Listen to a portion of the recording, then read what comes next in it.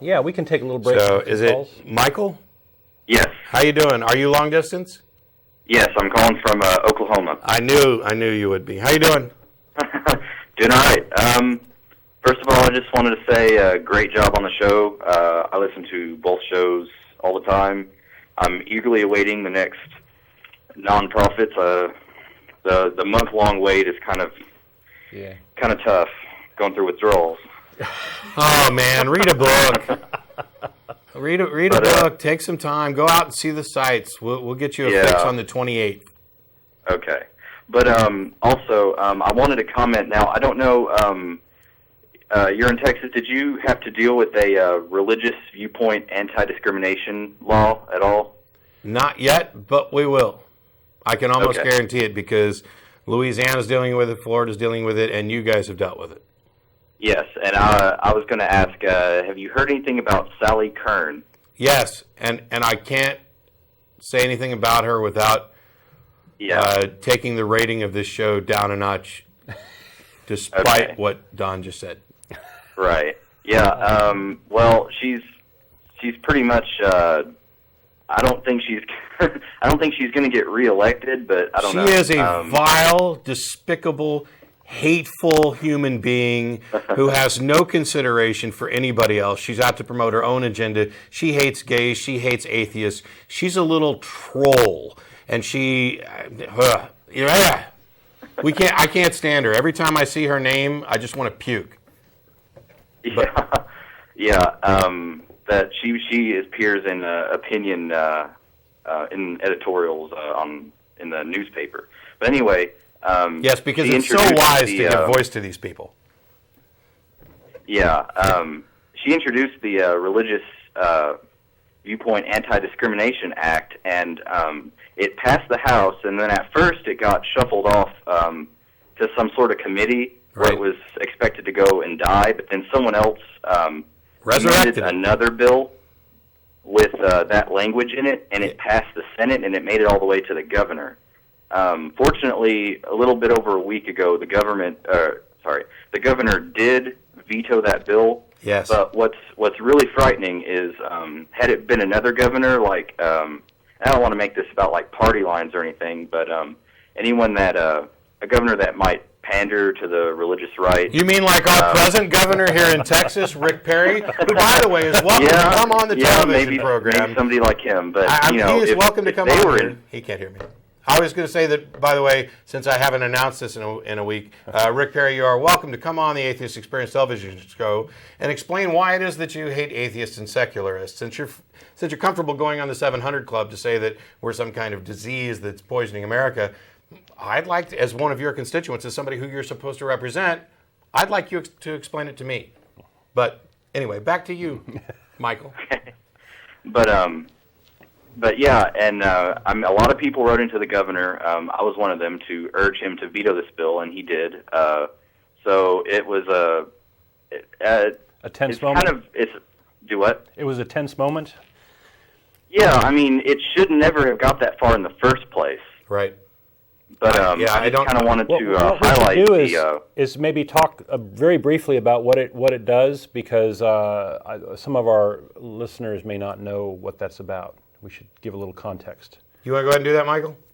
Yeah. Well, basically, the Religious Viewpoint Anti-Discrimination Act would allow students in school to give an answer, like, say, in a science class, that jives with their religion, and then the science teacher would have to count that correct. Like, if the question was, how old is the Earth? And, the science books say 4.5 billion years, but, little Johnny says 6,000 because that's what my pastor says, then they have to count that right, because if they didn't, that would be discrimination. Yes. Yeah. And there are other versions of this in other places. I don't know if the Oklahoma one includes this, that would actually allow teachers to express quote-unquote alternative viewpoints. So even though teaching creationism in a science classroom is against the law, this is another way for them to try and get in. They tried this crap in Dover with the intelligent design movement and of pandas and people, and now they're trying to introduce legislation under anti-discrimination. It's just like we've talked about a million times, where somebody's, if you're hitting somebody over the head with a board, it's not unfair discrimination for us to take the board away and tell you to stop. And yet they just keep going and finding a new stick. And now they've got legislation, these anti-discrimination.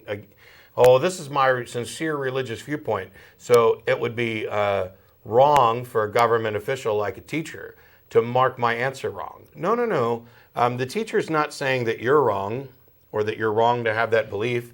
The teacher's teaching the curriculum. And the curriculum, the science, the evidence, the, what's that word? Reality is that the Earth is much closer to 4.5 billion years old than it is to 6,000 years old. And little Johnny doesn't get to write 6,000, no matter how strongly he believes it. Because we're not testing what Johnny believes. We're testing how well Johnny understands the curriculum, period. Yeah, and the evidence that we've gathered through science and reason. Right? So, it's great that the governor of Oklahoma vetoed this. I wonder if they're going to try and push it back through. Do you know? Well, I haven't heard anything else about this bill. Right now it's dead. It doesn't mean they're not going to try to push it through in the future, but I don't know. I'll be keeping an eye on that, that's for sure. Well, these people, you have to admire their perseverance, right? And they've got that down.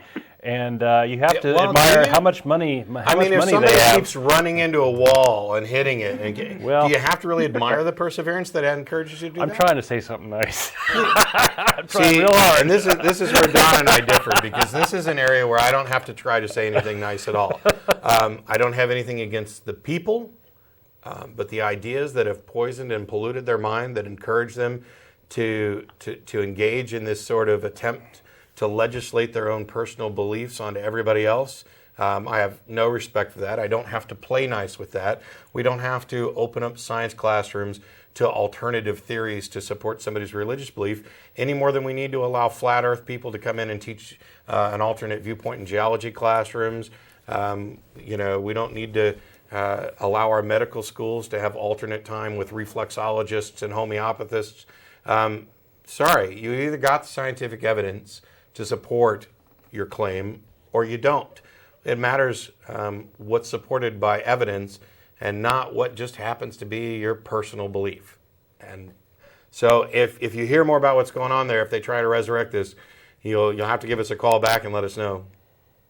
Oh, I will. But I really just wanted to bring this up to highlight the importance of people being involved with government, with their representatives and stuff, because we have legislators that are trying to push this agenda, and if we don't keep an eye on this and try to stop it, then they're just going to walk all over us. Yeah, definitely. Everybody, it's the time.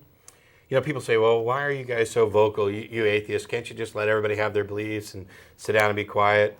We kind of tried that for a century or so, and we went from a progressive society where free thought was at least tolerated, if not respected, amongst people, where progress was the rule, and it resulted in these great advances in civilization, increases in human understanding, and now, because we sat quietly and allowed these religious people to weasel their way in to promote these backward views, we've lost ground. I'm not going to say progress has halted, but we've definitely lost ground, and there's no longer any excuse for people to sit quietly by and let it happen. It's time to let your voice be heard and say, you know what, we're standing up advocating reason. We're standing up advocating evidence, sound argument. This is not purely we want the world to be atheist. That's nonsense. It's just as silly as those people who say that removing a Ten Commandments monument promotes atheism. No, it doesn't. If you look out on the lawn of the Capitol, there's a Ten Commandments monument there. It shouldn't be there, but is the foot square piece of ground next to it that has nothing on that, is that promoting atheism? I mean, is a blank piece of paper the atheist Bible? That's crazy. The absence of promoting religion and supporting those things is not atheism. It's not some anti-dogma. It's a hands-off secular approach. We live in a secular country with a secular constitution. That's the way things are supposed to be. That's the way church-state separation was intended to be. And anybody who says different is trying to sell you something. They're probably trying to sell you a prayer cloth. We were talking about that earlier in the show.